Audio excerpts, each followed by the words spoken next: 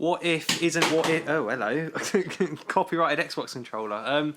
What if isn't what if? Now it's becoming when. When if Paltrow. When if outro. Ah, when if. We've just watched What If season finale. If you haven't guessed, are you enjoying Disney Plus? Yes. Write a review. Not right if now. If they subscribe to the channel, then we will. It's quite sad that it's over, isn't it? Well, what if, or the conversation whether Spider-Man or the Sony MCU situation's happening? Oh, both. Yeah, both. Yeah, so we've literally come off of What If episode 9, the season 1 finale, and then within the last 30 seconds, George has kind of been a bit of a... No, I can't call him a rude word, but he's kind of just gone, oh yeah, you're right, Connor's a genius, but here's the Venom post-credit scene. No, like you... For Venom 2. You guessed what it was and basically, you basically guessed it anyway. I spoiled it myself. Basically guessed it, was like, how did I guess it? And as a joke, I went, which Spider-Man is it? And if you honestly left it at that I would have been so excited to see Tobey Maguire or Andrew Garfield. yeah, but then I knew that you would have been really depressed when you'd actually seen the movie. If it was just Tom Holland, I'd have been like, oh, okay, no. no. It's none of them. It was Michael Keaton all along. It was. Yay! That's available. Oh, right now. Oh. I'm going to watch that later. Add that to my list. Yeah, I'll do that. I say you watched Free Guy last... Well, when did that get added? A couple of days ago, not last week. Yeah. Was it? A couple of days ago. Deleted scenes. Oh, okay. Because I don't own the Blu-ray yet, do you? Come after me. No, I don't. Kiss. It was all me. Mason's Betrayal. Ohio. Smile. Smile. Walk and Talk. Widow in Training. Filmmaking. Okay. Then Gag Reel is going to work out. So I'm assuming these are all the features going to be on the disc. Yeah. With Blu-ray. Because I don't have the 4K yet. No. Which would have been cheaper than actually buying it on Disney Plus, but now it's on there for free, so it's all cool. It is all good. I'm not going to be in a rush now to own the disc, but I will own the disc. Oh yeah, same. Same with Free Guy. But that's a positive. And then quick. That's Venom. You're right, George. It's a symbiote. Tell the symbiote to calm down. It's the red one. There's a red one. There's a Spider-Man. Oh shit. What? It's a Batman. But then it's because I've had post-credit scenes spoiled that way for me, and then they've been a completely different thing. So. Oh, okay, fine, yeah.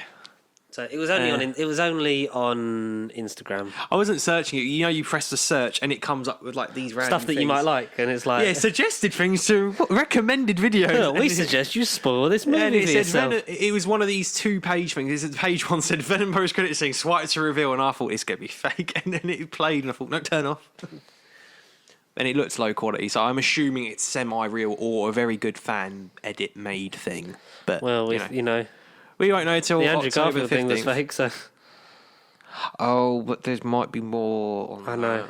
He's stressing about it. More So on anyway, Nerdville Podcast, episode 170. Hello. 170? Yeah, I was going man. to say 169 or 168. I don't know. That's where I thought my head was at. You don't know where your head's at anymore, do you? No. Not after watching What No. If, When If, and Sony If, and yeah. Nah.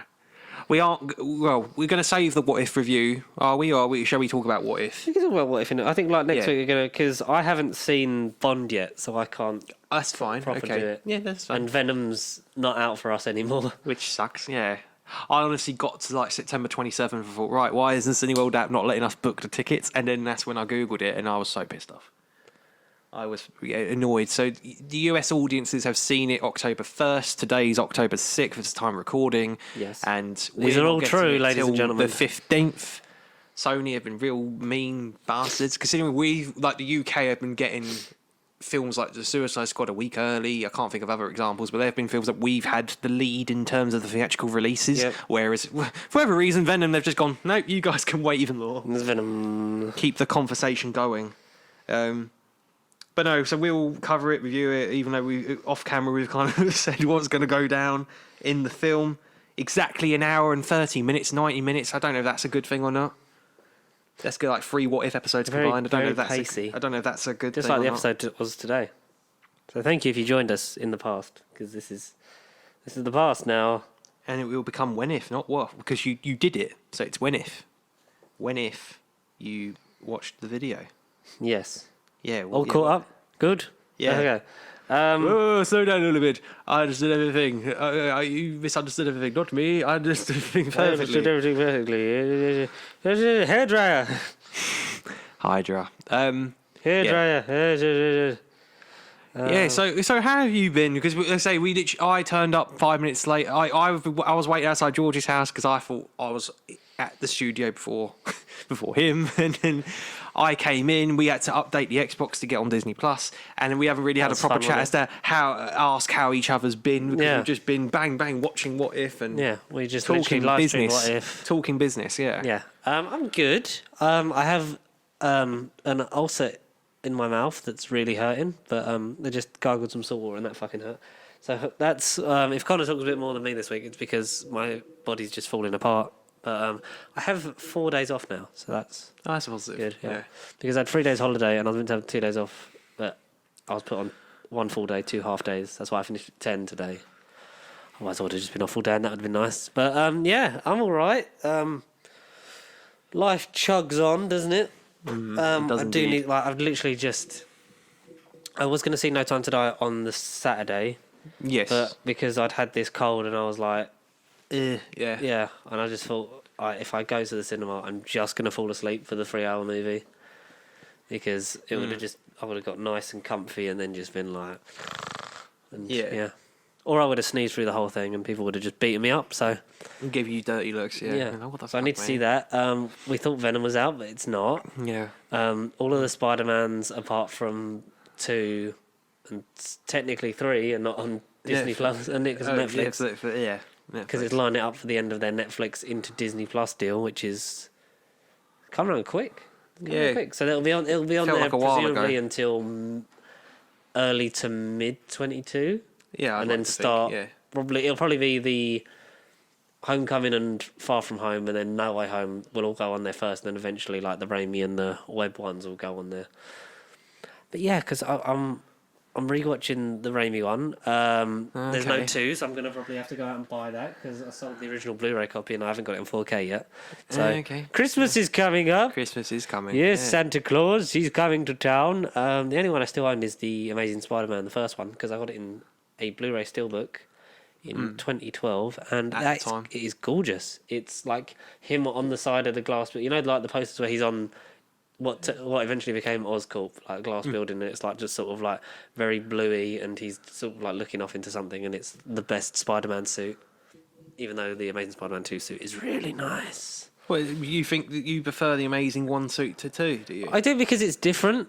I'll give you that, it's different. Because it's not the convention. Because I thought, the second one's like, it's very straight out of the comic book. Yeah, comic accurate. But it's also a bit like, how has he gone from that style to that style in the space of a couple of years in his universe? And it's like, yeah. I mean, I don't hate it. I really do like it. I just love how different it is and the texture of the Amazing one. But that's why I personally still praise the Raimi suit. I mean, that's like, as much as the Raimi thing is like our eras where we grew up retrospectively, I had more fondness for the Spider-Man games. Again, I discussed this more last week or the week before on the podcast, so check them out if you haven't watched them previously. But the Raimi suit, whether it's in the game or the films, that's my Spider-Man suit. Yeah. The comic ones are cool. The Amazing 2 suit, the Amazing 1, they're all cool. But for me, the Raimi's, when I think Spider-Man, that's my Spider-Man. The look, anyway, the suit. It could be anyone underneath the mask, but the Raimi suit is going to be my suit. Because that's just what I think when I first think of Spider-Man. They're the first thoughts. I get for that. Me, anyway. Mm-hmm. But and then the Amazing 1 came along, and I thought, okay, he's like, it's almost B-Tech Spider-Man, but I suppose that's kind of what they're going for, considering he's like the cool hip kid, and he's got less time to spend on making his web shooters and stuff. The web shooters were cool, but you could tell he was a different, different mind, different style, different everything. Yeah. And then, like you say, you get to Amazing 2, and all of a sudden the suit's more traditional comic accurate Spider-Man, and like you just question, like, how did he get so accurate looking all of a sudden? Like, what happened? Well, he really upped his own production values. That's the thing. All of a sudden, yeah, he's still like a college kid with a girlfriend, and it's just weird. I will still maintain, and I will fight the corner of the fact that Andrew Garfield is the best Peter Parker. Yes. No, not Peter Parker. He's the best Spider-Man. Yes, yes. Toby's the best Peter. Andrew's the best in the suit with the quippy jokes and has and so there's a TikToker who like ranked like the three of them, like he did ranked him as Peter Parker, ranked him as Spider-Man, rank their villains and rank their love interest. Okay. And obviously, like him and Emma Stone are much better. They wipe the floor with anyone like Kirsten Dunst and Maguire, yeah. Bryce Dallas Howard, Zendaya, and who plays Liz in? Oh, I'll Google her. I can Google her. Yeah, Zendaya and Who's not official MJ because then they get to carry on using her because Sony own it. But then, will they still own it? Laura Harrier. Yeah. Like, I've got nothing against any of the Spider-Man. No. I still I'm just trying not to get caught up in No Way Home. Like, I'm really trying not to because I don't want to sort of... Yeah, I get that feeling. That's why I'm saving the rewatch for literally the month of December, like 2 or 3 weeks before the release. That's when I could be like, right, I'll commit my entire month to that. Whether it turns out to be The Rise of Skywalker of 2021, we'll can you fucking imagine? Remember when we saw that? That was good. Good experience. It was like, yeah. Oh my god, I forgot. Like, this is so cool. I love Last Jedi. What the fuck is this? What the fuck's happened here? Yeah. The dead speak. It's just as soon as I saw that, I thought, oh, the dead boy. speak in Fortnite, because that's such a weird time. It's just, So yeah, I will. No Time Today will probably be spoiler filled next week. Do you want to give us some spoiler free stuff on it? For No Time to Die. So I'm going to ask you some questions. Sure, go ahead. Yeah, and you're going to answer them spoiler free. Yeah. Sure. Does Daniel Craig have a 5th gun barrel sequence? Yes. Jesus. No, because if you want to break it, because I've rewatched the Craig era. If I went into this film last year, I'd just done Connery, Roger Moore, roughly when we spoke about those films, because it was meant to be out like last November. Yeah, so that's why we started. That's when we started talking about Bond, and also because Sean Connery had died. That's also a relevant reason. Yes, so we do need to. I totally forgot about Connery. Need to do because we were debating like, do we do the Craig era for the rebondage?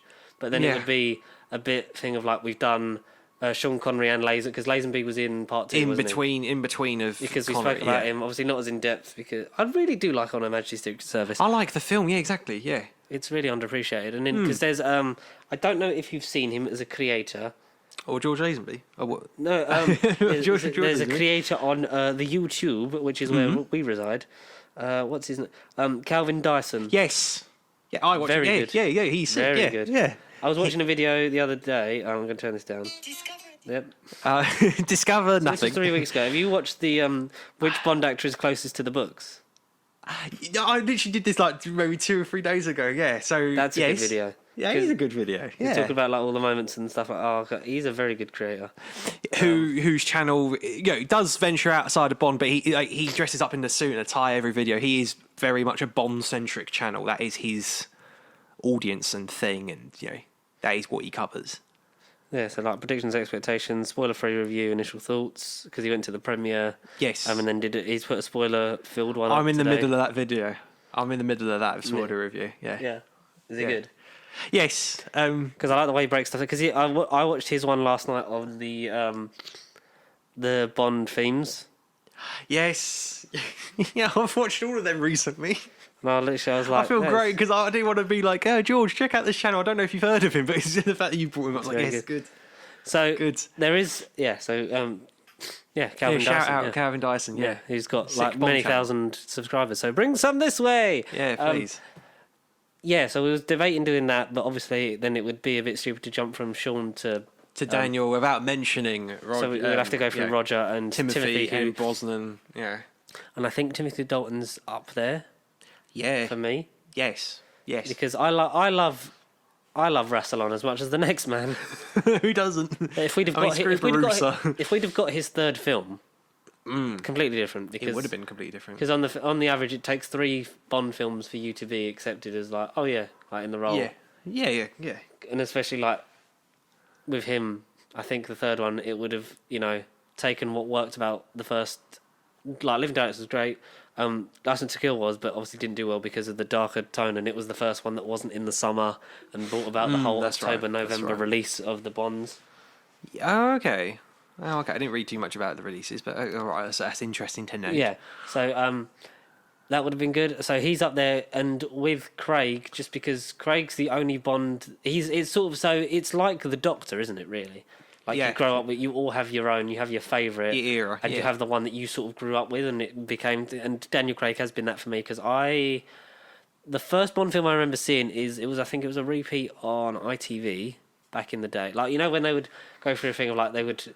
Like play all the Harry Potters before the new one come out, of course, yeah. On like ITV1, and then they would like, have a Bond film a Sunday or whatever. And I saw The World Is Not Enough.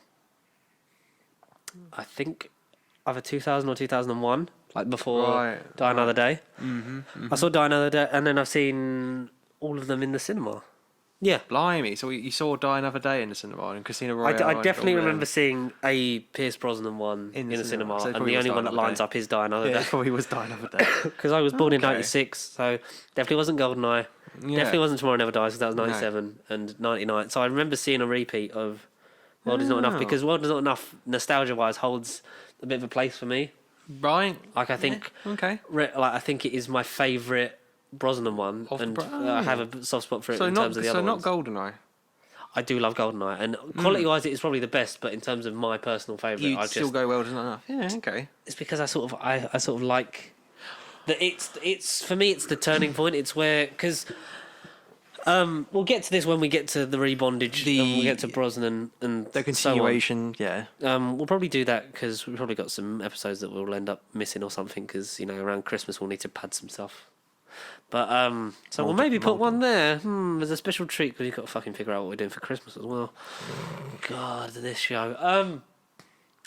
The Brosnan was a bit half-arsed in terms of like his era was so Dalton was let's change it from the Roger Moore era, which worked. But if they'd have pursued with it, I think it would have gone. It would have been very much like the Daniel Craig era, but in the late 80s. In the late 80s.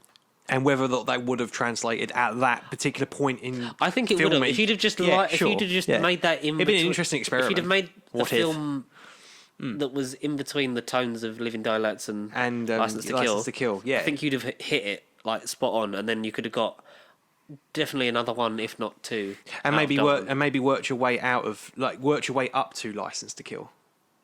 Yeah, I think it does come to you sort of needed to lay that groundwork, and that and maybe License to Kill should have been his third one, and there should have been one between. Yeah. Because he'd got so fun and campy and just sort of like weird and jokey, like with the Roger Moore era. Like it's great. He's many people's favourite Bond. He's the longest running in terms of years and films. Yeah, because it was because Daniel Craig is now in terms of years, isn't he? He is the longest, isn't he? Yeah. Because it's weird how you count it. Because Jodie will be the second longest serving Doctor. I mean, if you're not counting MGM canon, still it's technically Connery because he was like 62. All right, missed 69 from Secret Service, 71, and then he came back for 83 to do that shit. He Never Say Never Die Again. Yeah, but that was a different production thing. Yeah, so that's it. It's not canon. It's not canon. And then Roger Moore was 73 till 85. So that's 12 years. 12. Was it 73? Live and Let Die. I'm sure was 73. So there was a 2-year gap between Bond films and a change of Bond. That's really weird because it was 4 years between Die Another Day and Casino. Yeah, that's right. And The Search took 2 years to find Daniel Craig, so it's going to take a while for them to find it and then. Who do you want as the next one? So, because this conversation's got to naturally come up, despite whether you've seen the film, spoilers, non-spoilers. We'll probably do a proper video on this, or like. Yeah, that's what I mean. The next topic. What you can pick one name now, and one Michael Fassbender. Yeah. Oh yeah. Yeah. I know slightly older, but I kind of like that. How old is he? 40. I'm gonna guess 43. Because do you know statistics on the actors and how old they were? Because I haven't really searched into how old like Dalton and they were at the time Daniel of their Craig castings. Was 36 when he got it. So Fassbender is 44 at the minute. 1 year off. 1 year off. Do you know who I'd have? Yeah. Richard Madden. Yeah, he's the second name in my mind. I could totally picture Richard Madden. Yeah. If he's not in Eternals. 35. If he wasn't in Eternals, I swear that he is. That's what I think. Because if he wasn't doing Eternals, I think it would literally be a shoo-in because everything he's done, he's a very good actor, very good, like, dramatic. Like, I think that would be the natural progression for him in a role. Sure. Yeah, no, I totally agree. I think that would be sort of perfect fit for him. 35, you'd get... Because the thing because there's a lot of interviews with Daniel Craig at the moment, and like one of them, I think, is the Wired ones. Like they send in the questions, and like he's answering like the audience questions for. I've got the video somewhere. I'll have to show you it. And Yes. one of them is like, why is there so many? Like, why are the gaps between Bond films longer and longer in the Craig era? And it's because like he kept injuring himself. That's a thing he did. So in 15 years, 15. he's made 5 Bond films. So he averages one every 3 years, which is because you could have fit in another Bond film because it was 2 years between Casino and Quantum, then it was 4 years to Skyfall. That's right. Yeah. Which was, I think, was about right. That was sort of almost a perfect gap. And then it was 3 years, 2015 for Spectre. Yeah. And then it was 6 years for this one. Yeah. Meant to which be. means there's not going to be one on the 60th anniversary, which is next year. No. Which is, part of me was like, just push it back a year. Yeah. Like, because then you would have had Daniel Craig be James Bond for 2 big anniversaries, the 50th and the 60th, which would have been... Yeah, so Richard Madden's 35, so you could get a good 5 out of him. Because that's what you'd want. You want at least 3 out of the next actor. Yeah. But Michael, gut reaction for me, Michael Fassbender. He'd be good. But yeah, going back to the first Bond, I remember Sky 007 channel, roughly the 2012 Skyfall, and that was the first one I saw in cinema. I hadn't watched Casino, Quantum, Die Another Day at the time. I only caught Bond when I was in my teens. But I remember seeing the Casino Royale DVD every fucking where. And I remember seeing it in my mum's living room for ages, thinking, "What on earth is that?" Saw Daniel Craig in your mum's living room. Just the DVD cover for I just remember seeing it one time and going, "What's this?" Casino Royale was the first Blu-ray I had. Well, that and Dark really? Knight, yeah, because that was when Blu-rays were just like literally just the film before they were like, we'll treat them like DVDs and put special features on. But they're also good films to compare because they are kind of the modern action movie reboot that kind of went more serious and because darker, grittier. That takes a lot from. Like a couple of channels I've been watching recently kind of said, Casino Royale, Dark Knight, they're very similar movies, and in terms of what they did for the action, the tone, and sort of reinvented those retrospective characters. And they're not, I can't help but bring it up when I think of those two. But no, so my first proper movie was Skyfall in the cinema, but I think the first Bond movie I watched is definitely around my nan's. I either must have watched majority of the movies at my nan's or a good few. But the first one I remember watching was Goldfinger. Yeah. Sean Connery was my first Bond. Just remember that movie, the Pussy Galore, the whole plane sequence at the end, the bank vault. We covered this in the video previously, but yes, we did. Goldfinger was Goldfinger. That song, it's the first one that comes to my mind for me when I think of Bond. Yeah. So I do think for me that's the first one I remember watching first before Skyfall. But Dalton's great. I'm glad Dalton's getting a bit of love. Yeah. Piers. So I rewatched because I basically when we did the videos previously, I did Up to a View to a Kill. Yes. And then I think that's when we did our previous videos, and that's when it was meant to be November 2020, and then it must have got delayed. And that's when I was like, all right, Roger Moore's a good place to stop for now. Yeah. So within the last month, I then did The Living Daylights, like Timothy Dalton's 2 movies, then Brosnan, and then the last 2 weeks I've done Craig. Yeah. Your favourite Craig film is? See, cheesy answer. No, it can't be No Time. Is it No Time to Die? I think top 2 is Skyfall, No Time to Die. Really? Nothing wrong with Casino Royale. Casino Royale I love. Is Casino Royale third for you? A respectable third. Yeah, I think there is something when you see it, and we will eventually get into it next week. I've seen Calvin Dyson. Not to spoil his whole video for you, he did say it was mixed in some regards, and he is the bits he was very to, much in the middle. I saw the bits of where I'm up to in the video that he's kind of spoken about 1 or 2 things because obviously his video is spoiler filled. So I didn't watch the video obviously before I'd seen the film, but I didn't want to just cram his thoughts before I go into the film blind.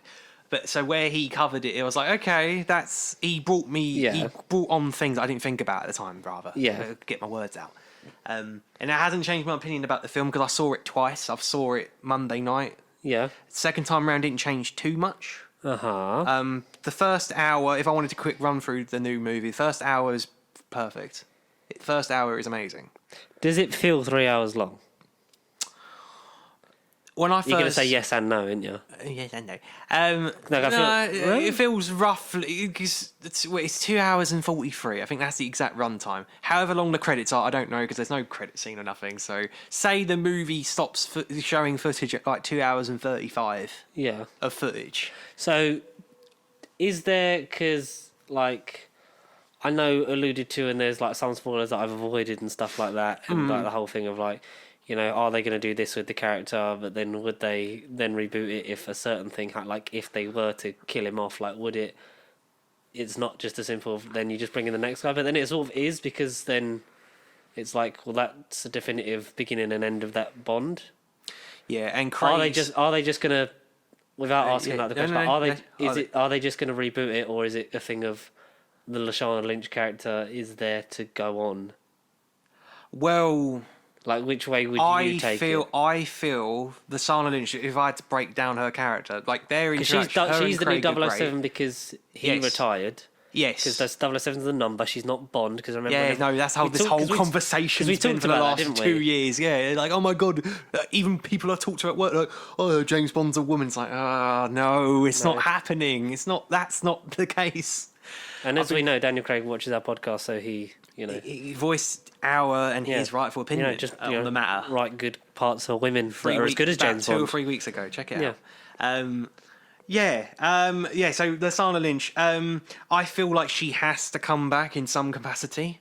Mm-hmm. She doesn't necessarily isn't the next face to carry over. I feel like if they're going to cast a male actor to reboot it, I want her alongside him. But would they reboot, or would they? Because Casino Royale was the first sort of reboot of the series. Because the rest of them, it sort of went on in one loose timeline. Yeah. The best thing about them is they're kind of anthologized. They're not really connected, and there isn't really apart a plot, from in their respective eras in terms of the casting of recurring characters. Exactly. Sure. So would you have? Because Casino Royale is very much then he gets his 00 status. Yeah. But it was confused by the fact that then Judi Dench comes back as M. That's what I mean. So then she was there longer than because she talks about the Cold War, but then it's like long-standing theories about it just being James Bond just being a code name for people with a different face. Like that could work, but that's not what it is. No. So would you have because also her character name is Nomi, isn't it? Nomi. I was going to say Nomi. So No. Fake mustache. It's not played by Viola Davis as King Shark. No, it's Nomi without the A. I just think Naomi without the A. No, okay, so Nomi. Do you think that then she sort of becomes like a regular character who could then possibly have her own sort of spin-off? I'd like... Yeah, because Amazon own Bond MGM now. Yeah, so if there's a Prime original series based on Lassana Lynch, so you would do it with Nomi. Yeah, I totally would. Yeah, there needs to be a continuation of her character. It can't be in the new decade, whether it's 5 years from now, however. Whatever the gap between now and the next film will be. Depending on that. It could be Nomi, but it gets recast. It can't just be Lynch. That's what I mean. It can't just be Richard Madden or whoever, and then no mention of Lassana Lynch. Yeah, it'd be like, no, that's disrespectful. So they do. So there's a fifth gun barrel sequence. That's where this all stemmed from. Yeah, of course. Compared to the others, does it work? Because Skyfall is good, but it's at the end. People don't like that. The Quantum of Solace one's really bad because Spectre's at the beginning, isn't it? Spectre's at the beginning, and it's with the original sort of like print of the gun barrel from the early ones. And it's got a weird sepia tone filter, but the best one for me so far still is the Casino Royale because it's part of the plot. And it's great. Oh, it's just it's part of the plot. It's not just a blended with the shot. No, it's good. But how was great? How was the No Time to Die one? So if I had to break it down, because I mean, it ain't really going to affect the plot or the ending or anything. So it is at the beginning of the film like Spectre, except there's no sepia tone or whatever, and it's different. I think every time Craig's done it, it's always been it's not that they've reused the same clip. No, they're all different. He's shot one on every film. All of them, yeah. So this one's different. People also hate the Spectre one because he swings both arms when he walks, so you can see the pistol clearly in his hand. Oh, okay. Because obviously the whole thing is like you don't see he's got a gun until he just turns and shoots because it's like presumed assassin and then he's like quick to the trigger. You sort of see the gun in Skyfall, but it's much more blatant in the Spectre one because he's literally walking like that. Whereas walking like this. Yeah. Does he just move that arm and you don't see the gun? From what I can recall, yeah. Cool. Yeah, no, it isn't like distinctly going, hey guys, this is my last film. Bang! Me, got a gun. Hello, bang. Is he wearing a dinner suit or a normal suit? Normal suit. Yeah. What, for the gun barrel? Yeah, normal. So he's not wearing black tie? No, bow tie. Yeah. He's wearing black tie? Suit, yeah. Oh, so it's like Brosnan, the second Roger Moore one. Yeah, I suppose, yeah. Because that's the first time, and Dalton, because it was... Because I think the Skyfall one had blood dripping. There's no blood drip. It's just the... That and then into the scene. Yeah, basically. Does it work for the scene it goes into? Yes, yes. Yeah. Yeah, no, it does. Yeah, I think it does. Yeah. Yeah, no, I mean, it's literally just a simple bang, and it ain't. You obviously know what it is, but it ain't like trying to be jazzy and stylistic. It goes into the thing. Yeah, I think it goes from like the bottom left corner, and then it goes into some ice, and that's what I mean. It goes to someone's ice. Drink. They're in Nando's. Or does it set place in Die Another Day? Is it connected to that? Guess I'll die another day. That song is No Time to Die. The song I really rate.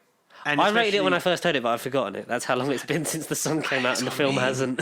That's what I mean. The song was kind of fine at the time. Does it work? Yes. Sorry. Does it work in the... Because I know some Bond films, Bond songs transcend just the genre and then are just good songs. I've been listening to it all week. Like the song. Does it work with the credits? Because some work outside of it, some work in the credits, some work as both. So for you, it's both. It's a good song and it works for the intro. And yes, so the title sequence, not the gun barrel, but the actual intro title sequence. You know, some movies it varies. Sometimes, like I can't think off the top of my head, but there is a couple of Bond movies where you have the gun barrel and it goes into a title sequence. Yeah. But then a lot of them go on for like a good 5-minute scene and then you have the title sequence for whatever film. This film has a good 25 minutes to half-hour sequence of plot, if you like. That is the prologue, and then you have your sequence, and where the shot ends and you hear the song melody in the background, like the piano or whatever. I can't obviously do it copyright and I can't actually do it in my mouth, but so when you hear the piano in the background and the chords and just the emotion you're supposed to feel in that scene, and then it pans out, and then the actual sequence itself, there's references to like Casino Royale. It's colourful more than the Spectre and the Skyfall ones. Okay. So it was nice. It was very nice. Yeah, no, it's just I really did like the title sequence. It was very nice, colourful compared to the previous two. The song just goes so well with it, and even without like really getting into the film as well, even after the end of it, the song just has so much more meaning. Yeah, and that's all I'll say about the song. But no, cool. the song's great. How's Rami Malek as the villain? Not in general, like you know him personally, or no. Yeah, okay. So he is fine, but I feel like script-wise, he doesn't get enough to do. He isn't like a physical threat, but he's more of the background villain, like scheming type threat. Yeah. He isn't Blofeld stroking his cat like, oh, I am going to do this to you, Mr. Bond, and he's all talking with henchmen and stuff. Yeah, okay. He has got a henchman character that I thought... Sorry. There is a henchman character in the movie which you'd think, going by the previous 25 fucking other films, 24, that the henchman would be in a certain percentage of the film, then get fucked off and die, because Bond would outsmart him. This henchman like lives... Yeah, if you like, but he's in the film for a lot more longer than you think. Yeah. There's certain other characters like you'd think would be in like the first act or in this sequence or but then they're in the film for a lot more than you think. Yeah, okay. That makes sense. I still think it's a good thing considering it's the longer run time, because this is the longest film so far. Yeah. And at the time, because I saw on the Skyfall Blu-ray when I watched it, that so the 23rd film in the longest running film franchise, and it's still the longest running, but the MCU has now, it was on the 6th film when Skyfall It come came out. yeah. And now now they've done 25. Like the 25th one was Shang-Chi, because 24 was Black Widow. Shit, yeah. Then Shang-Chi, and then they'll overtake them now. And well, yeah. you can imagine what number they'll be on by the time you get to Bond 26. Marvel 37. But obviously it started in 62, so it's, Yeah. it's got that on it. Longevity. That's what I love about Bond films. They're still so rare. Like, there's been so many of them, but it's They are nearly more of 60 an years. event. Some films and franchises sort of surpass It's the whole... rare air. The As next Daniel Craig entry of a says. franchise. Rare air. Rare air. Yeah, some films like this, for a lot of people, whether you're a casual or hardcore film goer, like people I know who don't even venture into films, they will go out their way to see Bond. It's got the big money draw worldwide. It's more of an event. It's a worldwide phenomenon. Yeah, It is, and it will always, I see, continue to be. yeah. Because Rami Malek was like, there was the case of, is he Doctor No in this universe? And it was See, and I didn't realise that until I watched Calvin's video. with the whole heart on the Heart wrong thing. Yeah, Because that, okay, not to spoil is that mentioned, or is it just an No. allusion to? Well, Like visually, to is it me, like, hey, it looks like it's Doctor No. Moving on. Is that what it sort of is played like? but to me, I weren't even aware that I was supposed to look for that. So don't linger on it. They don't make No. me think of my heart is on the wrong side. There's none of No, that he shit. doesn't go, oh, my heart is on this side of the chest because of this plot exposition. It doesn't get mentioned at all. And that he points that out. And I did think at the time, because essentially, so this ice I was referring to is this good, well, not 25 minutes, because that's the first 25 minutes is a couple of scenes. Yeah. But the first scene that the movie opens up on, going into background, we knew it was going to focus more on Madeline's character. And she Yeah, because that was all the quoted- trailers as well, wasn't it? and Like, she quoted like she it was has going a to be secret or some yeah, and shit. it's going to like focus on her emotional side of the character and stuff. And yeah, considering where she was Inspector, by the end of this movie, she goes on a fucking journey. I'll just leave it at that. Is she the best Bond woman? No, I wouldn't go that far. No? Okay. No, out of the 24, 50 years, She I don't survives more than one film, so I thought... Yeah, she isn't the only one. Is she the only one to do that?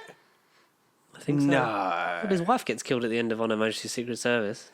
Spoilers for a film from 1969. Surely, I thought there was at least one Bond girl who, all right, might have a very small minor role in, say, a Dalton one, and then comes back in the next Dalton one for a little bit, and then something happens. I don't know. Really? Skyfall one died. The other Spectre one died. Oh, is she? So basically, is she my favourite Bond girl? I wouldn't say I'm so. not saying is she your favourite. I'm saying No. is she like close to the best because she's had more than one film, which none of them really have had. She is, I suppose, the closest we were ever going to get to Tracy. Tracy being the wife that died at the end Yes. of her film. Is she the Tracy Bond of this universe? Yeah, very much so. Okay. Because I was looking for that, whether or not Daniel Craig's going to say, "Oh, I've been married previously" or whatever, and none of that. I was comes up, married. so I No, don't- it's just Daniel Craig talking I'm like just married. Like it's not even part of the film. He's just talking about it's in a break. I'm married. No, so that doesn't come up. So I think she is the Tracy for this timeline. Yeah, best Bond girl, I wouldn't say so. That's my sort of instinct reaction. But she obviously she's up there considering she's had more screen time than a lot of them. Yeah. But yeah, so the sort of the beginning is essentially it plays off like a horror movie. Yeah. Inspector, it alludes to Madeline telling Bond or whoever it was about her parents getting murdered, and basically it opens with that. But then her dad doesn't die until Spectre. No, well, her mum. So you see her mum die. Ah, spoilers. Yeah, well, sorry. Well, no, you've only had 2 years to fucking die, you stupid film. Continuity-wise, though, doesn't that not line up with Spectre? Because her dad used to honeymoon with his wife, but then it could just be another woman. That's what Calvin said as well. Oh. And Calvin pointed that out. At least I watched again, the first, it like, was couple minutes something of that I video. didn't even think about. But yeah. It's been so long that most people have probably forgotten Spectre anyway. Well, I genuinely did. When I said I remember Skyfall God, and it's Spectre, shit. I remembered both of them had dark scenes. Essentially, Skyfall is the one I remember, and there was fire. That's Skyfall. All I remember about Spectre being dark is Batista and Bond fighting on a train where Batista, strangled and and and it lingers in the dark shadow. That's why I was like, oh, this is the end of the movie, and that's only like the first hour. I'm like, oh fuck me, Yeah. I got it completely wrong. But Spectre is the worst. Spectre is one of those movies where the base blows up and it ends. But then you're in London tracking down Blofeld for like a good half hour. You're like, what? The movie should have ended with Blofeld's base being destroyed in the desert. Yeah. And the movie feels like it's going to end, and then it fucking doesn't. But they end it with the whole thing of this was a connected universe all along, which you've never done in the Bond films, but we're half... If they'd have teased it more... That's what I mean, yeah. Like, throughout... And that doesn't help things either. Does it wrap it all up well, No Time to Die? Does it wrap that side of things well? Because, all right, so Rami Malek isn't Spectre. He's not at all. He's not Spectre. He's not Spectre. So why did he come to the house? Because she says about like Spectre agents essentially coming to her house. In Spectre, like these people used to come there. Blah, blah. Yes, but he is okay. So I can. And my dad killed them, basically. Because all right. It's one sentence. Freelance. It's one sentence, but it explains Rami's motivation. Do you want me to tell you that or not? Because I mean, it ain't like a big convoluted what the fuck kind of. Sure, I'm probably going to forget. Okay, because essentially, Rami says that Mr. White, so your dad, so Mr. White killed his family. So that's what he just wants as a payback. mission for Spectre. So then he just wants payback. That's his motivation. It's not because he is a top secret Spectre agent that wants to make the world a little tidier, and I want to say fuck Blofeld and his fucking pussycat. It's nothing complex as that. And fuck. Does Mr. he have Bond. a cat in? In who? In Blofeld? No. Is he very Blofeldy when he's in it?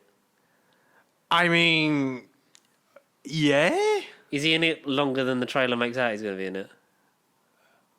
Yeah. Does he end up being the main villain? No. I'm trying to be as fake as possible. I'm like, yeah, no. Because See, okay, Blofeld in this movie kind of well, it didn't frustrate me, but I was very sort of. It feels anticlimactic what they do with Christoph Waltz. Put it that way. Oh, and he's a great actor. He fucking is, and that's what I'll leave it as. Because he was more of a negative part because. Really. Well, yeah, because I thought his scene was going to be in the first 45 minutes. Did you see him in the prison? It's like, I saw James tied back together or some shit. And yes, James, time to unite the cinematic universes and time to give you information about Rami Malek. I thought that was going to be in like his bit of the plot. But that sequence doesn't happen until like a good hour and 20 minutes into it. Yeah. That happens a long time after a few other scenes. Why does he speak to Blofeld then? Because if Rami Malek's not Spectre, then... Well, because of plot. And I can't get into that. Really, I won't get into that at all. Do they allude to the fact that, like, hey, you were my brother, apparently, in this universe? Which is a really weird... Yeah, such a weird twist. So I've rewatched Skyfall and Spectre and just like, brothers just know how to push each other's buttons. It's like, but you're not brothers. You're not. You never have been in the last 50 fucking years. Your dad somehow became legal guardian that we never knew about because of a burnt photo for some reason, and... Yeah, and then the Dumbledore Hagrid guy in Skyfall is like the legal guardian of the house, the Skyfall house, and it isn't his granddad alluded to be a family member, but like he's the closest bit of the family. Or whatever, yeah, that's the closest bit of family backstory we get for Bond. That's the worst bit of Spectre is that whole thing, that twist. Like, I've then spent my whole life trying to track you down. It's like, but you haven't. If you have the power in this massive organisation to kill him, why haven't you? Well, have you either not killed him or sent better people to do it? Because Lashif was shit. Well, no, like Mads Mikkelsen was fantastic, amazing. But Dominic Green was it's not a bad movie, Quantum of Solace, but he's a shit villain. Yeah, 100%. A Bond villain. Silver was like, how did he not manage to kill him? If none of these, Javier Bardem's the only one that tried. He tried. Does Rami Malek try and kill him? Does he get This is just a question. Like, no. A plot question. Does Rami Malek get horrifically sidelined, like towards the end of the film, and then it becomes Christoph Waltz? No. That's just a straight up no. Do Christoph Waltz and Rami Malek have a fight? No. Oh. Do they have a fight? Imagine. Well, no. Christoph Waltz is all right. He's in prison. He's in a chair. Sitting down. He's sitting down. He's like, villain that's in a wheelchair. I don't know. I was going to say Kingpin, but he ain't in a fucking wheelchair. Who's in a wheelchair? That's a villain. Professor X, but he ain't a villain. No. James McAvoy is actually in it. He's Christoph Waltz. I'm trying to think of a villain who's in a wheelchair. I can't think of anyone, for fuck's sake. But yeah, so he's like the wheelchair figure that has henchmen and Spectre agents do all the work for him while he's in prison. That's not spoiling his thing, but that's kind of most of his involvement. This is a very confusing film by the sounds of it. I'm trying to be as vague and as honest as I can. All right, how are the returning brigade of MI6 peeps? Right, so you've talked about Nomi.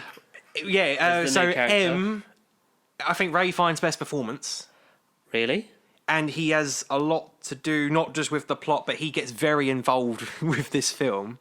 Yes. I'll just leave it. He gets very involved with it. What, as Ray Fiennes or in character? Does he break characters? I think we should rewrite this scene. Crucial!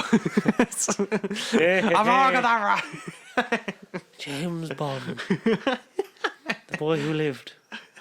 Come to die.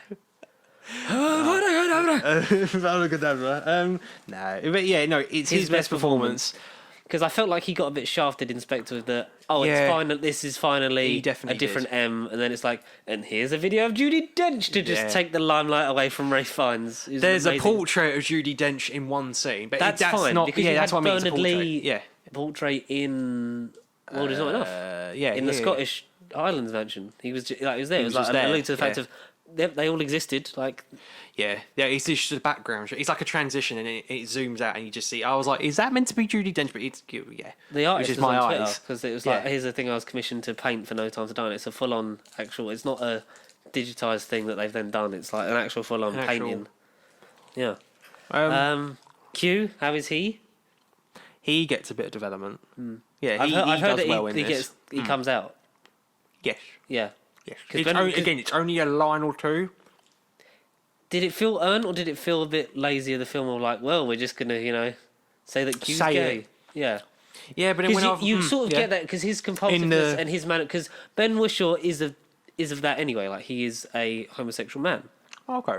And like, there's not like he's a fantastic actor. It doesn't divulge from his performance. It's not a thing to do with Q. Like his sexuality doesn't make him bad at his job. No, he doesn't make him. And the way he is within Skyfall and more in Spectre, like the way he sort of his mannerisms and how his attention to detail and things like that.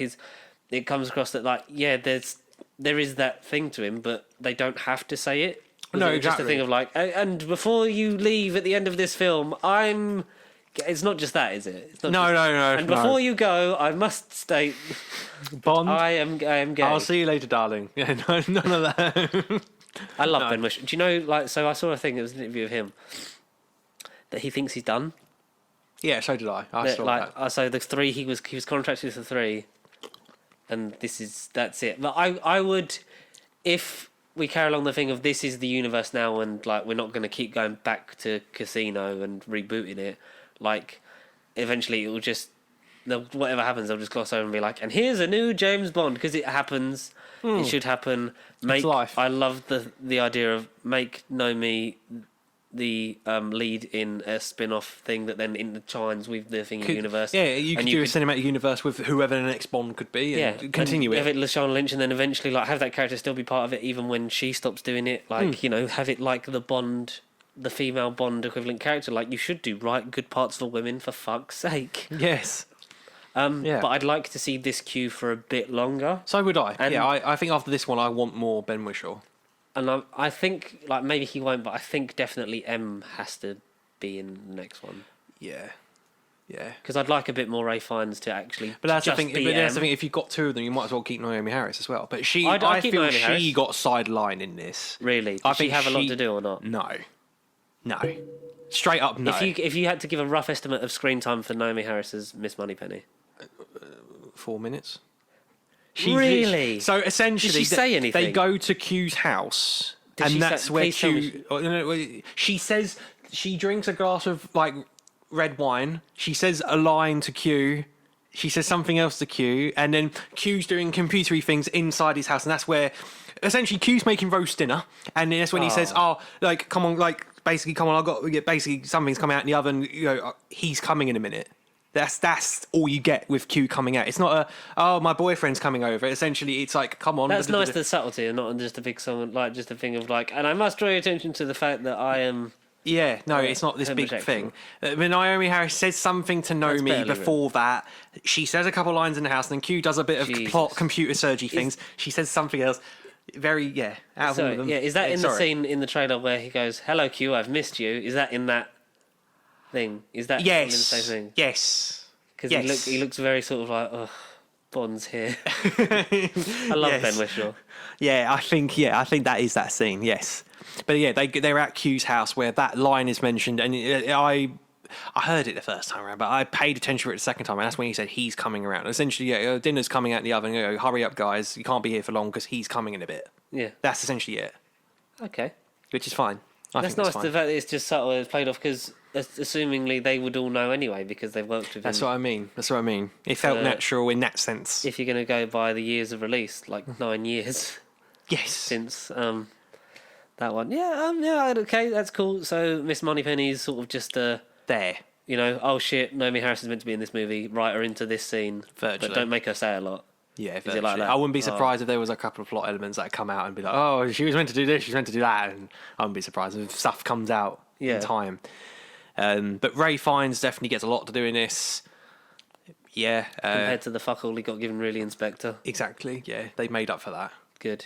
That really did piss me off about Spectre. It was just like, and we're just gonna throw him in a little sort of subplot of because I liked him interacting with Bond in like the beginning of Spectre. It's like I want more of this because it's like he's not his M. He didn't give him the 00. This is an agent because he even says like to him in Skyfall, like, you know, there's no points, like there's no shame in admitting you missed a step, like you had an easy way out, blah blah. Almost like saying like, you know, this would have been your chance to sort of get off the train or whatever. And he keeps him around because obviously the job he does in Spectre, and it's almost like a nostalgia then on his part because M keeps him around for nostalgia's sake because he's the only one she really trusts and stuff like that, and that sort of carries over into him, but he's sort of almost stuck with him even though Bond's not his agent essentially.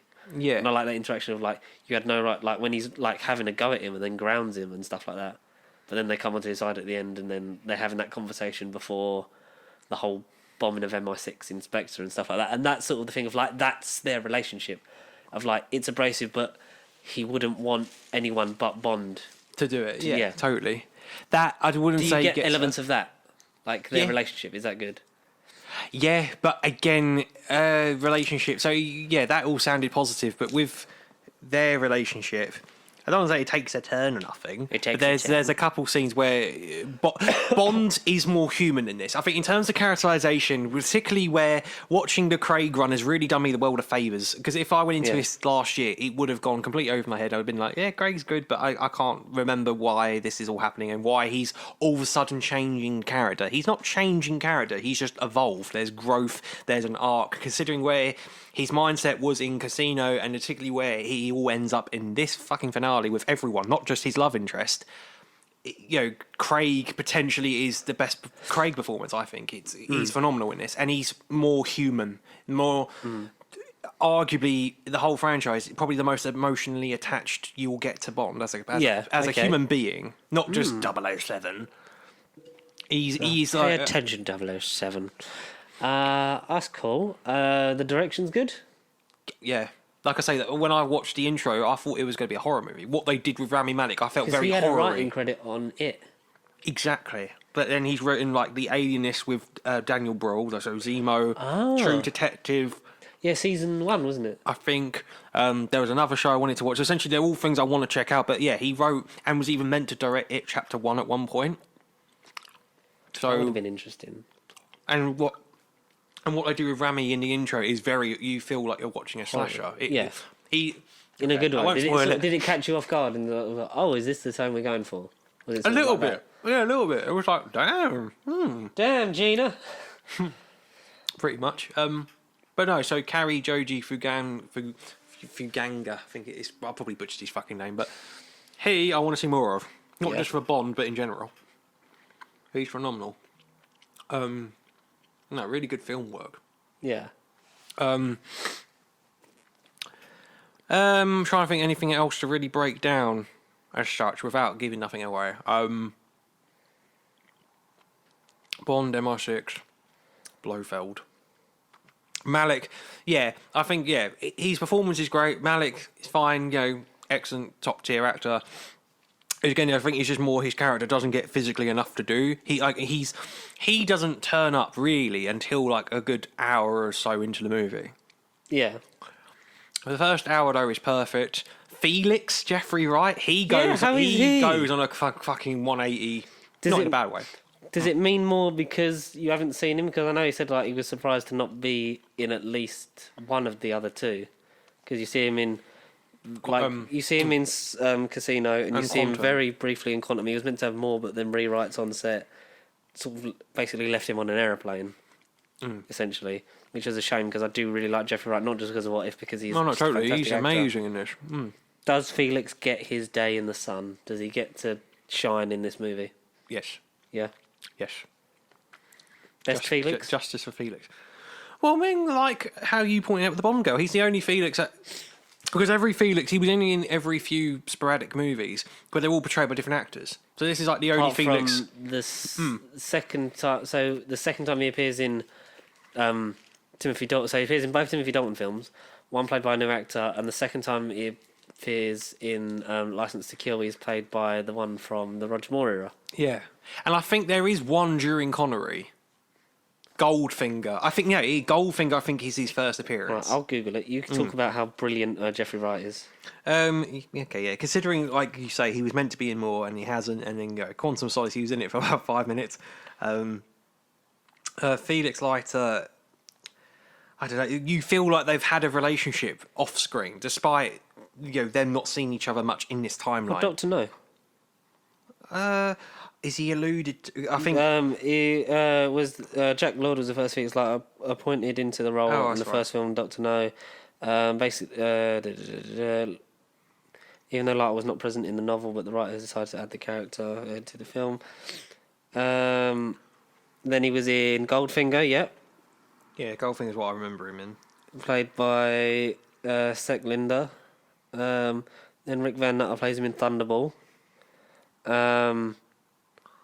And Norman Burton in Diamonds Are Forever. So there's 4 in the Connery era. That's a joke. David Hedison in Live and Let Die, and then in License to Kill. Weird, yeah. And then John Terry, not the footballer, in The Living Daylights. And then Jeffrey Wright for credited 3 movies at really like 1.5.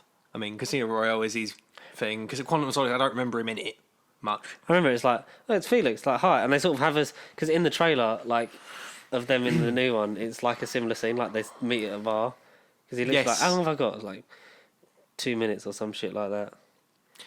No, the CIA get more involved with this, considering Bond's legal status. Yeah. So that's why Felix is in the movie. But then what they give Bond... Felix does a bit more field work as well. He actually is in it a bit more than you think, and he actually does more than you think, so... but where he ends up... Yeah... I feel like he could potentially continue into the next instalment of the series, whatever that's going to be set. Whether or not he is done and they're just going to recast the character like they do, or... They might be, because he's the first Felix to play it 3 times. So. That's what I mean. But no, Jeffrey Wright did phenomenal in No Time to Die. He was good in it. I'm so glad he actually did... Again, not more than 5 minutes. He was in it for... Well, actually, I can't give it a length of runtime. He was in it for quite a bit. Yeah. Any fun surprises? What casting wise? Do you know the cast, or do you want me to say? Because there was a character that I didn't want to give out right off the bat, but I was like, okay, one of these people you can't trust, and even Ana de Armas as the other female agent, she's CIA agent, so she's Felix's bitch essentially. That gets sent in the field. I was surprised by, because she is phenomenal. She is the bubbly, glitzy, like, not ditz of a girl, but she's great and bubbly and fun. And, like, she's, like, 3 weeks into training, so she says. Okay, yeah. But when you think you meet her, you think they're just going to hook up. But then that's when she's, like, not that type of girl, and she is just there for humour. Yeah. And then they have their sequence. Amazing. Their banter and chemistry is on point. Her and Craig just obviously getting on from Knives Out, and basically she was a late addition to the cast anyway, because Craig was the one that said, we need her for the role of this character. I can't think of her name on top of my head. I really can't, not because she's not memorable, I just can't think of her name. I really can't. But then how she ends up, I was half expecting somewhat more of her, And then I got into like 2 hours in the movie, and I was thinking, right, so where is she? And then I got to the end and thought, oh, she didn't turn up for the latter half of the movie. Interesting. And then I say the other member member of the cast I want to just shout out and talk about and see if you've caught him before. But Biddy Magnussen. Yeah. Oh, Who's he? I feel like I know him in something else. Who is he? Biddy Magnussen. So he was Jafar in Disney's Aladdin live action. I'm gonna say the name fucking sounded familiar. He is. Who's he playing? He was. Oh no, not Jafar. Prince Anders. So I think he was the prince that Jasmine was meant to be married to. Yeah. In the sort of 2019 Aladdin. Norwegian-y one or whatever it was. Yes. Game Night. He's in The Big Short.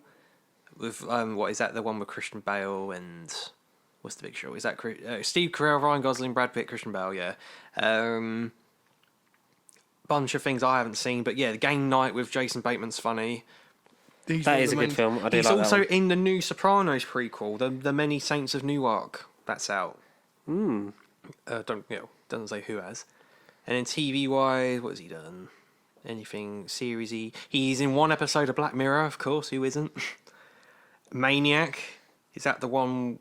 Is that Jonah Hill and Emma Stone? But also done by Kari Joji Fuganga. So there's a link. Yeah, that's pretty cool. I don't know, but Biddy Magnussen's amazing in this movie. He's amazing in this movie.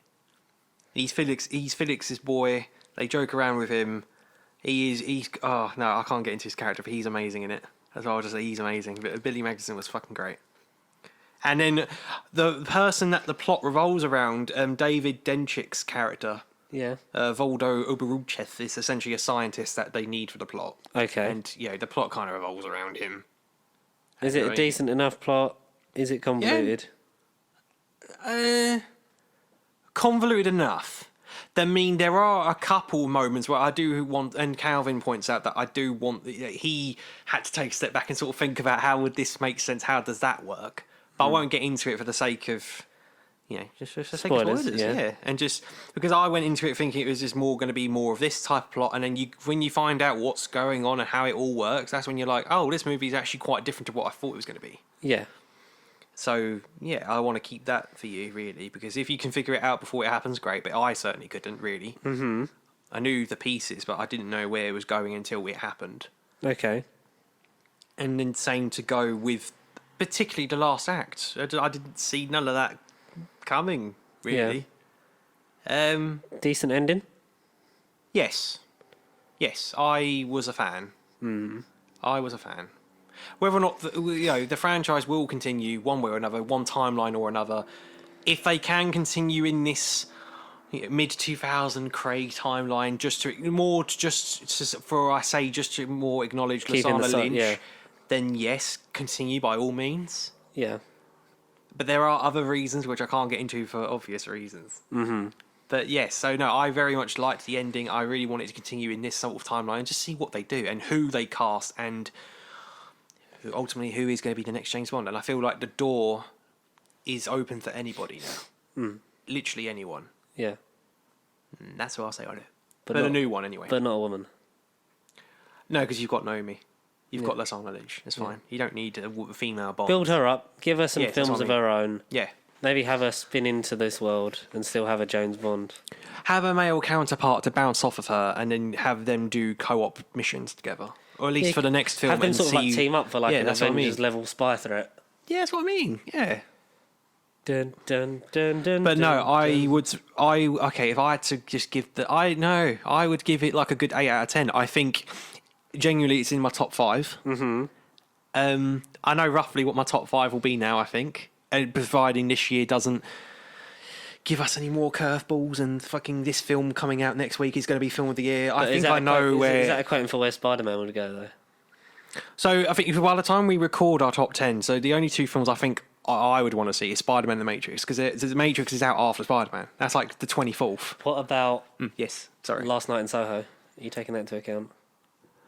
That's out this month. Mm-hmm. Fuck, when is that out then? Okay. Over the 20-something, I feel like. If it's out this week, that'd be great. Because Halloween and Venom and the other one, The Last Year, are out the 15th, which is next Friday. The 29th of October, so that's even after all of this. Okay. Yeah. Okay. So, I very much want to see Edgar Wright do a creepy thriller. Yeah, mate. I'm up for Last Night. I am up for Last Night. I mean, if Halloween somehow gets in the top 10, I'll be surprised, but, it'd be good. The Last Duel I'm curious about. House of Gucci as well. Ridley Scott's other movie this year. Ridley Scott directing The Last Duel with Matt Damon, Ben Affleck, Adam Driver. That's the other one. Yeah. Adam Driver also appearing in based on the Gucci family with Al Pacino, Jared Leto, Lady Gaga, and there's another name I can't think, but quite a big cast for that one as well. So he's got 2 features this year. I think that's out December. That's pretty cool. 2 features this year. So I don't know, even them could be in the top 10. Who knows? But yeah, I don't know. We'll just have to see. We've still got like 12 weeks of this year. I don't know, 13, 14 weeks of this year. So yeah, we'll see. Yeah. A lot can happen. We'll see. But I know definitely. roughly what my top 5 is this second. So but of course I won't get into it. In terms of, going back to your Craig Bonds. Craig Bonds, yes. Sorry. What the whole, as a whole? Yeah, so as a whole. What order? Best to worst. So if I had to do a ranking, so I would say Quantum of Solace is bottom. Uh-huh. Spectre fourth. I mean, so the pattern is, and like I said on previous episodes, the even-numbered films are the weaker ones, and then the odd numbers, the scale of good. This is definitely on the good side. There's not. Sure, people might get mixed on a couple things, and there might be a couple plot issues that you could take as a thing, and you might be like, "Does this make?" But that's the thing. If I honestly hadn't rewatched this Craig saga and did all the highs and the lows and everything, it would have. If you haven't gone into the film watching Spectre, you'll be so lost. If you watched Skyfall last week, but you forgot about Spectre, because I don't blame you. The film is a bit dull in comparison to. Even the news agrees with me. It's a bit dull compared to Skyfall. You're going to do yourself a disfavour. If you go from Skyfall to No Time to Die, you're going to be very confused and lost. Like, you kind of need Spectre despite its okayness in the rankings. Okay. So, Quantum, Spectre. I would say at the minute, Casino third. And then Skyfall, I enjoyed so much when I watched it. Probably like last Tuesday. Yeah. Sunday. Yeah, so the Sunday before last week. I totally forgot. I did remember the film, but I totally forgot how it all went. And just seeing the Craig point at that point and the whole franchise, and just reintroducing MQ, Moneypenny, all the rest, and the feeling like the Bond team in the modern day. Just excellent stuff. Javier Bardem, he isn't for me the best Bond villain, but he was still fucking threatening, and he had a presence, and he just amazing. And then I do feel like this movie is I guess the closest to perfect culmination of this current run of Bond films. Whether or not they do anything with it in the future, or they just go, new actor, new timeline, Lassana Lynch, goodbye. We'll just have to wait and see. But I would say maybe No Time to Die second and Skyfall number 1. Maybe. That seems pretty fair. Yeah. I think No Time to Die surprised me. Because at the minute, for me, yes, my ones going into it are from 4th to 1st, because I haven't seen the 5th one. Yeah. It is Spectre, Quantum, Skyfall, Casino. Yeah, I can't understand that. Yeah, Spectre and Quantum are kind of interchangeable. I really do dig Quantum though, but I think it's not about, and it's a really good video game. It is a decent video game, yeah. Because it even incorporated Casino Royale into it as well. Yeah, because they were never going to make that game or whatever. But Bloodstone's a good game. Didn't sell well enough to get a sequel, though. So was GoldenEye Reloaded. Yeah. 007 Legends was shit. Yeah, it was crap. Yes. Yeah. So, future is bright for the Bond franchise. We'll do much so. In depth next week. We're going to talk about the whole season. Yeah, in terms of, we'll okay. just briefly go into the multiverse. Like we said a bit earlier, it worked. It did work, yeah. It was a bit safe. Rushed, a bit safe. We have some thoughts. We're probably going to digest it, and I know that we'll probably either watch that episode or the whole season again. I might do that. Yeah, fuck it. We'll give us a week to rewatch it. Because it is very much and here's the culmination of some of the, a lot of the stories you watched, and here's an extra one that we just threw in and didn't make an episode on.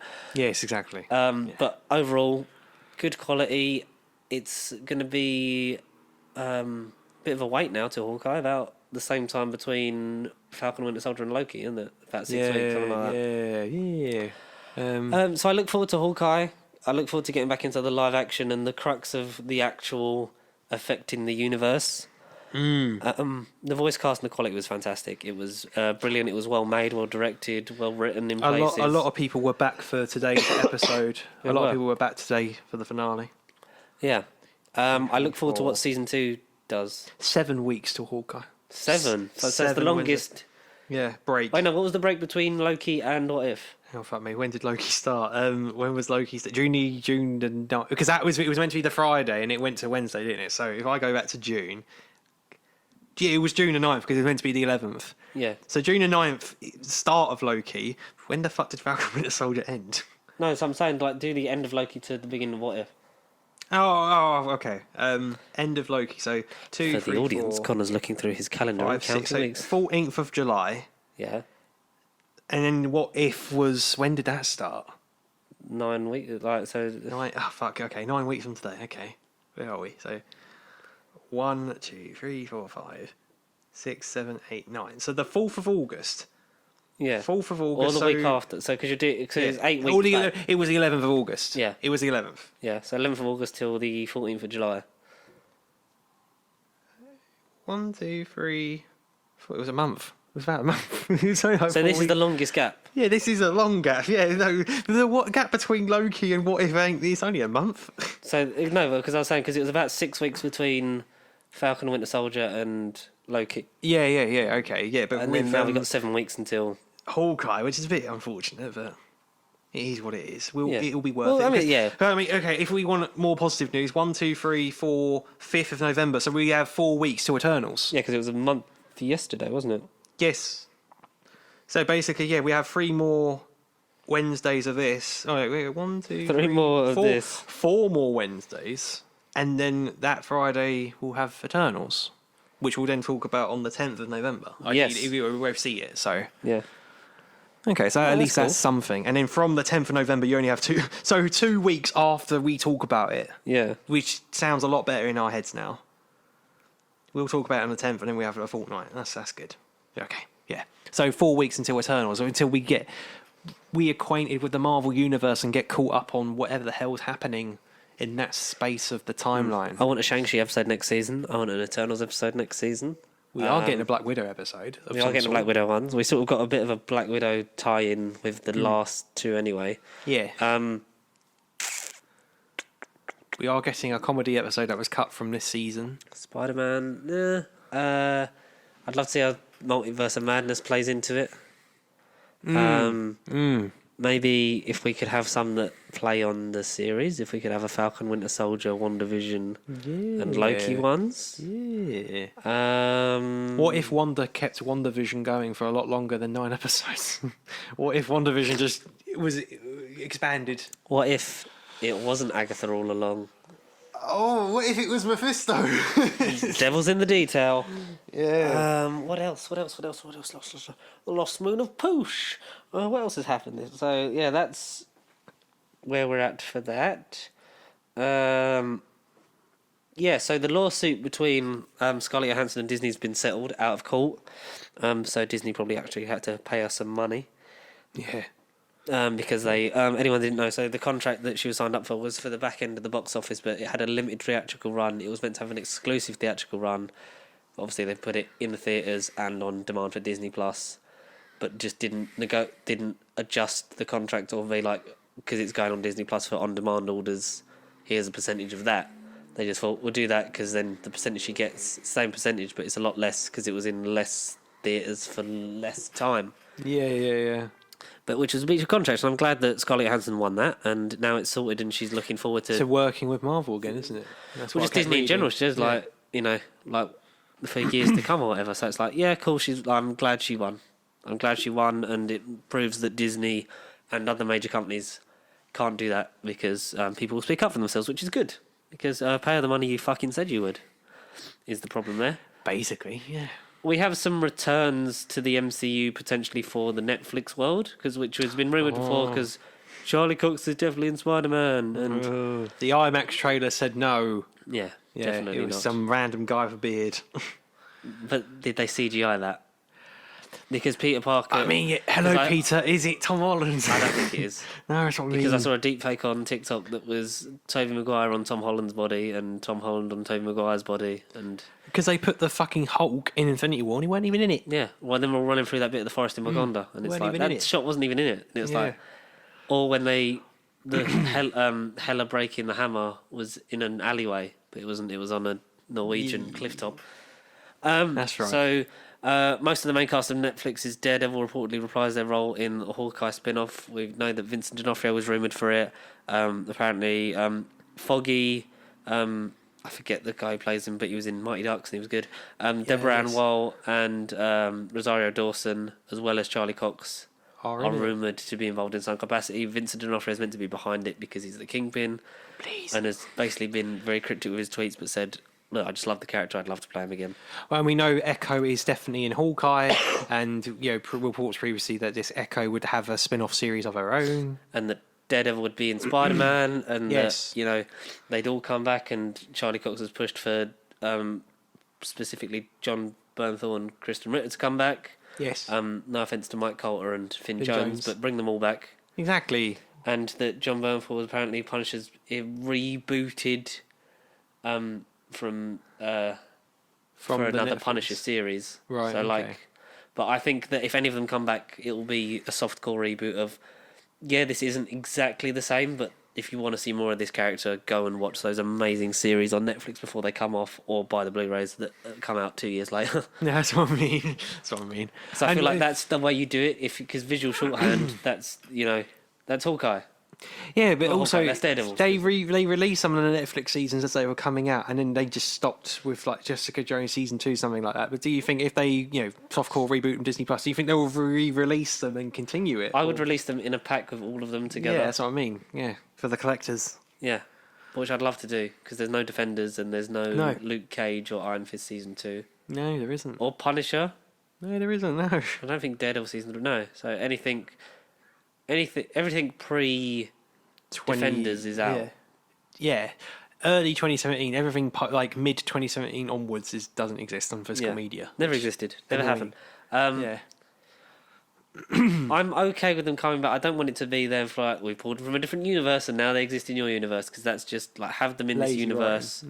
You can have them be sort of like the ultimate versions of them by like, it's the same person playing it because they are the best. You're never going to get better than Charlie Cox, John Bernthal, Kristen Ritter, and for argument's sake, Finn Jones, Phil Jones, and obviously Mike Coulter was a fucking dream.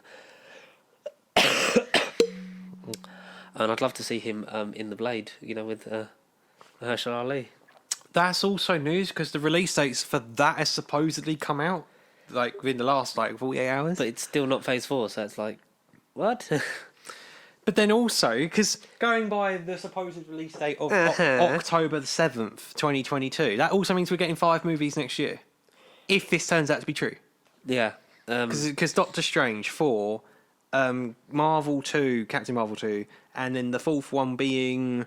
What the fuck was the fourth one? Doctor Strange 4... There was a fourth film, I can't remember what. But then if Blade comes out, that's going to be number 5. 2022 Marvel. I'll go away. Why does nothing want to load? 2022 releases. Doctor Strange 4. Black Panther, that's the other one. Yeah. Wakanda Forever. Yeah, so, 4 Doctor Strange, Black Panther, Wakanda Forever, and the Marvels. And then supposedly, if it's true, Blade. That's 5 films next year, which we have covered previously for 2023. Oh God, I don't want 5. I want 4 at a push, and ideally 3. But that means in the best case 2. That means how many series are we going to get next year? But like we said, they're backed up with them essentially. I think you're only going to ever have 1 year of it being 5. And Moon Knight is wrapped up filming as well. That came. I reckon we'll get a trailer post Eternals. Yes, in between the gap for Spider-Man. Yeah. Yes. It's like, and here's the thing, and then you got Hawkeye out, and then Spider-Man, and then Morbius. Oh, fuck. We still got to see Venom, Let There Be Carnage. Definitely part of the MCU. Well, Yeah. it looks like it's going to tie into the No Way Home plot, but we'll have to see if and when that is actually... Yeah.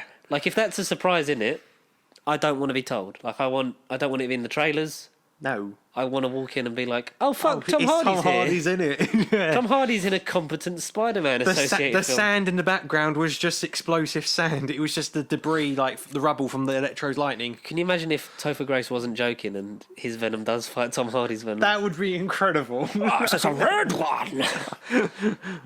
On my planet, I grew up a loser like you. Well, my Venom sense is tingling, if you know what I'm talking about. And he points to the camera. And then Toby's like, hey, we're going to throw some dirt in your eye. Oh, little Venom Jr. You going to cry? Oh, no. If it's mindfucky like that, then it just that goes... would be fan service all over. I don't want it to just be fan service, and I don't want it to just be Spider-Verse but white. That's what I think, yeah. Because Miles was such a breath of fresh air to actually have a Miles in this universe, and it's like, don't waste the potential of that character by just glossing over it with, here's 3 Peter Parkers. Yeah. Like, you had Penny Parker, you had Spider-Man Noir, you had Spider-Ham, like, you had... Like, they were all fucking different, and, like, some of them were ridiculous, but as a team, they were the Spider-Man Avengers, and it was great. And I just, like, you know... The Guardians of the Spider-Verse. And if you're thinking you know how the film's going to go, and you want the film to go a certain way, like... That's they not aren't how out films to are. please everyone. There's no way that people will please everyone. They shouldn't please everyone, and they shouldn't just try and please fans that already exist. You should constantly be like, and here's... Like, I know that the MCU is a long, continuous storyline, and you should be able to unanimously jump on at any point and have it all tangle in, but Spider-Man No Way Home's gearing up for a very continuity-heavy movie. Yeah, you need to watch. You need to be Not just at least the previous in the 20s 25 films at this point, but also the previous... like non-canon Raimi films, 6 Spider-Man films, because we don't even know if Spider-Verse might play into it. Like, you might get... We don't, That'd be I feel cool. like I might say Spider-Verse when Spider-Verse 2 comes out next year. Yeah. I'll save that. Yeah. But yeah, I hope they don't just shoehorn that in and be like, and here's either them animated in the real world like Looney Tunes fucking Space Jam style, or yeah, you'd have to live action but then live action cast the cast, like Jake Johnston as Peter B, and what's his name who plays Miles, like he's fucking good, like have him, but obviously he's older than Miles is in the film, so we'll just stage it up. I don't know, I'm excited, I'm nervous, I'm really fucking on edge about Spider-Man now. It's the one that all year we'll be talking about, and it has been. It's gonna have an impact and be talked about whatever happens. Yeah, exactly. Yeah. Whether it be good or bad, and I feel like it might be the No Time to Die of Spider-Man films. Would be like it's gonna split one way or the other, and I feel like we might reside very much in the middle of. Yeah, it's a lot of fun. I know, but if I'm comparing it to No disastrous. Time to Die, then No Time to Die for me is one of the best films this year, so I might love No Way Home. If you're going by that analysis. You might be in terms of the Callum Dyson dissection. Yeah. You might. I feel like you're going to have very polarizing things, and us as people going into it will expect one or the other, and just sort of be like, yeah, it was very good. It was alright. It was middle of the road. Fine. Yeah. No, I don't know. No Time to Die. I wouldn't say it was fine.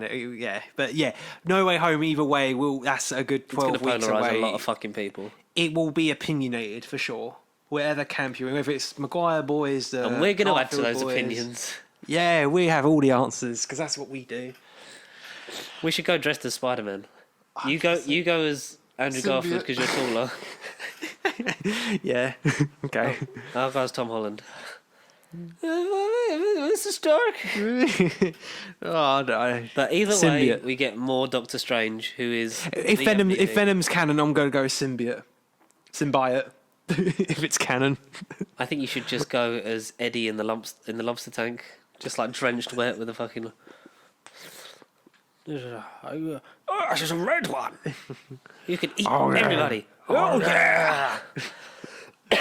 Stephen Graham's in that film, so it has to be good in some way. Naomi Harris is also Shriek. She's Shriek, yeah. Yeah, she's Shriek. She's getting a bit of attention. Maybe her screen time, lack of screen time in No Time to Die, It's is made up for in the fact that she's in Venom too. Maybe they're connected. Who knows? It's all connected. Yeah, that's a really sort of about Is that about it?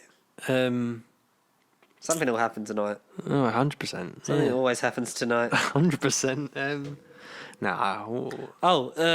There was. I've got the cliffhanger. I've got the cliffhanger. Oh, you got a cliffhanger, yeah? Yeah. Do you want to wrap it up? Have we got anything else? I honestly can't think of nothing, personally. Cool. Yeah, cool. Yeah, great. So thank you, everyone, for listening to this episode of No Bubble Podcast with myself, George, and Connor. Once again, we still wave, but the camera's still... It's, Hi. If the cryptocurrency situation goes as well as it's going at the moment, we'll have a fucking studio to ourselves. But actually, there was a really cheap cryptocurrency that I bought for like a tenner that was like over $1 million of it, and it's actually going up in price. Okay. So at the moment, I've made £30 on it. Oh, blimey. And is that the news going to be tonight? I'm going to go home, George, and you're going to say you're going to make 300 quid tonight. Well, I don't know, because hopefully it goes up to worth because it was worth less than £1 each. Yeah, so that's how much it's worth. I bought it at like that price. The point. So instead of 163, I bought it as 5, whatever. So there was no fourth digit. Yeah. So if it goes up to £1 each, I'll have £2.2 million. So that's all right. Can't say it's real life, please. Because then I'll buy Connor his own computer. I'll buy that PC. We'll have all the expensive cameras. We'll have a set, a house. Be great. But until if you want to get in contact throughout the week, it's novilecontact@gmail.com for the emails. And if Connor wants to do the socials, because we flipped it in this universe. We flipped the seats as well. Because normally I'm more... Where am I? No, I'm this side of the sofa always. Just the sofa's round the wrong way. Yeah, at Pacey Sheep. At Pacey Sheep. Across all the socials, whether it's Facebook, Instagram, Twitter, or whatever else you have in your multiverse timeline. Yeah. Whatever else Flickr. you have. Flickr. Pinterest. LinkedIn. MSN Messenger. Nudge. WhatsApp. Oh yeah, they didn't. Thank God we didn't record it like 2 nights ago because that didn't exist temporarily.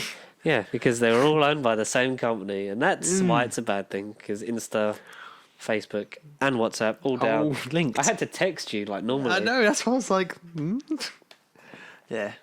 But yeah, that was interesting. But who knows? Maybe that's the next form of world pandemic we might face. Maybe. In another another 100 episodes time, we'll know. If this show abruptly ends, and we'll know why. We'll know why. What's going on with that? Yeah. Anyway. Yeah. Cool. Shit. Until then, we'll see you next time. And the cliffhanger is. Yeah. What is it? Who is it? Doctor Who's still been filming a little bit, even though we thought it'd wrapped. Oh, naughty. Naughty. And.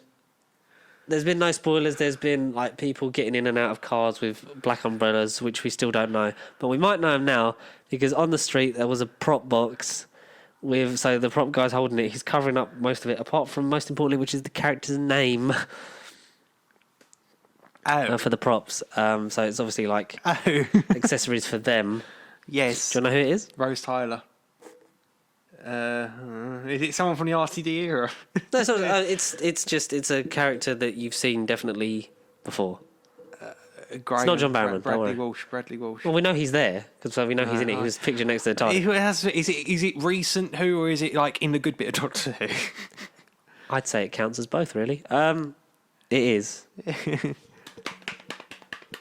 In the centenary special and Jodie's last episode, the character known. He's Sideman number 1. By many names. Many names? He's often referred to as the Master.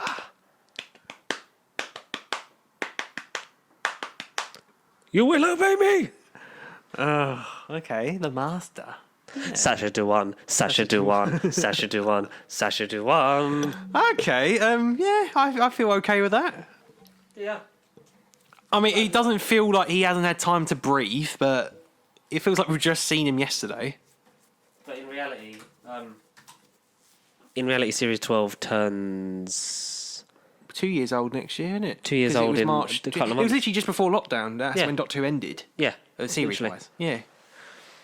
So yeah, that's literally covered up all of it apart from the Master on the box. Having the name of the box facing out as well. Why don't you just the Master? Oh, okay, that's fine. Yeah. Reborn. So yeah, and also I hope that Sacha Dhawan's in at least a couple episodes of RTD. And John Sim. John fucking Sim. Michelle Gomez. Do a multi-master story. Do Masterful in live action. Yeah, no, legit, because we've had multi-Doctor story in live action. Masterful was like an okay release, but I want that on screen with a couple of the incarnations. And even if one of them turned out to be the Rani, just bring back the fucking Rani. And in the Sontarans. That's all I want. Rani and the Sontarans. We know they're in it. Good night. Yeah, good night. Stay pasty. Sasha do one. Sasha do one. Sasha do one. Sasha do one. Join in, Connor. Sasha do one. Sasha do one. Sasha do one. Sasha do one. Sasha do one. Sasha do one.